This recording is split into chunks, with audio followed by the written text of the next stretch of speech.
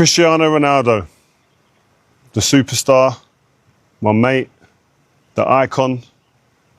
Like, this guy holds every single record.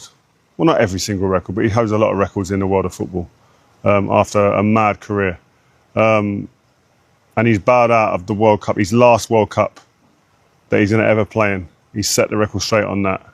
And do you know what I've done? I've spent the last 24 hours just kind of digesting, just seeing and looking at what news has been like around him. Listening to what people have been saying. People saying that he shouldn't have even been here. People saying that he's a hindrance to his team. And you know what? I sit there and go, wow, some people got some short memories. And I'm not talking about like his career when he was at Man United and he won the Ballon d'Or, or when he was at Real Madrid and he done what he was doing there, or even at Juventus, right?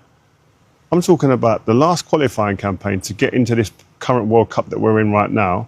Who was the top goal scorer for Portugal?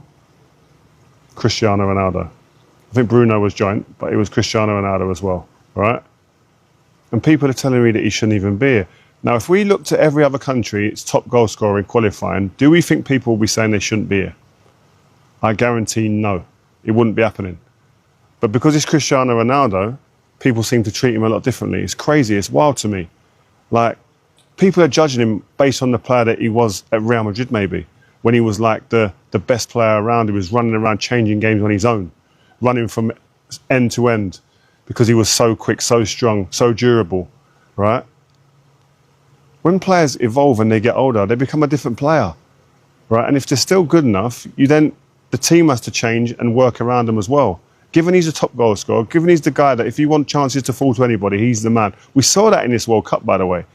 The movement, still one of the best in the game. Only probably Haaland can come anywhere near to him when it comes to movement in the box these days. So that tells you've got to play to hit the strengths of that player. Play to where you know you're going to get the best out of him. If the ball's falling around in the box or someone's got wide and you think, let me get the ball in that box, who are you putting money on to get across people to score goals? Cristiano Ronaldo is still one of your top 2 or 3 picks to do that.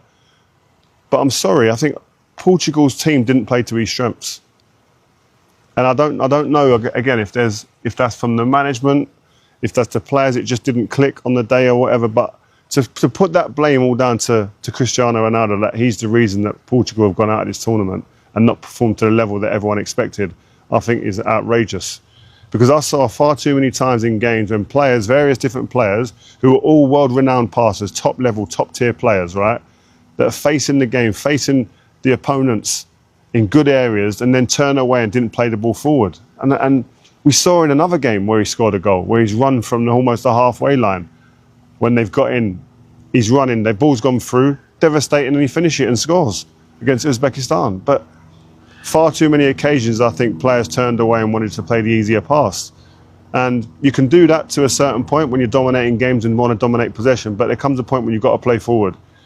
And I saw many occasions that Cristiano made them little short bursts to get in behind defenders, and the ball didn't come. So I think to put all the blame on him, I think is wrong. And I said this, and again, he's my mate. I've said it. I say it to his face. Like, I wouldn't have played him every minute of every game.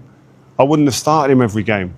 But I know one thing is, if you play the right way, he still has a massive influence on games. He can still decide games. He done that. He scored loads of goals in Saudi for them to go and win the league at Al Nassr. Again, I'll repeat myself, was top goal scorer in qualifying for Portugal. And to think that you're going to say that, oh, he's the reason why they were below par as a Portugal team, I think is crazy. There's far too many others along with him. And I'm telling you, Cristiano will be sitting there himself going, you know, I am responsible in some way alongside my teammates. But I wouldn't be sitting there pointing the finger solely at Cristiano Ronaldo. And this will hurt him. We saw the emotion on the pitch. It will hurt him. He's not done what he's done all the way through his career, laughing and joking through situations of adversity, where things haven't gone well. There'll be definitely a debrief in his own mind. The best athletes are probably the biggest critics of themselves. He lives like that.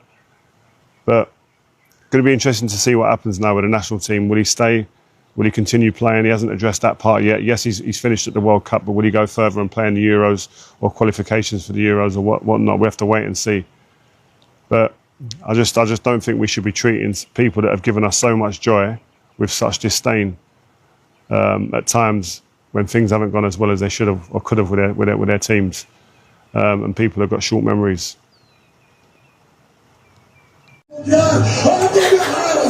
والكرة برا اوت من حارس الى حارس لا روخ غير حارس واسبانيا لا